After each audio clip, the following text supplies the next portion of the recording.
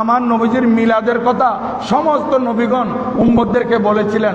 এখন বলে যে ঠিক আছে মিলাদের কথা না বলেছেন, আপনারা ঈদে মিলাদুন নবী করতেছেন যে, ঈদ কোত্থেকে পাইলেন? ঈদ তো দুটি। ওরা বলে যে ঈদ তো দুটি, আরে এরা শুধুমাত্র দুটি ঈদ পাইছে, একটার মধ্যে এরা ওই সিনি সামনে খাইতে পারে, আরেকটার মধ্যে কোরবানির গোশত খাইতে পারে, এই জন্য এটা দুইটা ঈদের কথা স্মরণ রাখছে। অথচ কোরআনুল কারীমে আমরা হাদিসে পাকের মধ্যে আমরা যদি দেখি, সেই হাদিসে পাকের মধ্যে আল্লাহ সুবহানাহু ওয়া তাআলা জুমাকে ঈদের দিন ঘোষণা করেছেন, আরফাকে ঈদের দিন বলা হয়েছে, এবং শুধু কোরবানির দিন নয়, কোরবানির পরপর আইয়ামে তশরিকের দিনগুলোকে ঈদের দিন বলা হয়েছে। এখন দেখেন এই জুমার দিন ঈদের দিন কেন হলো?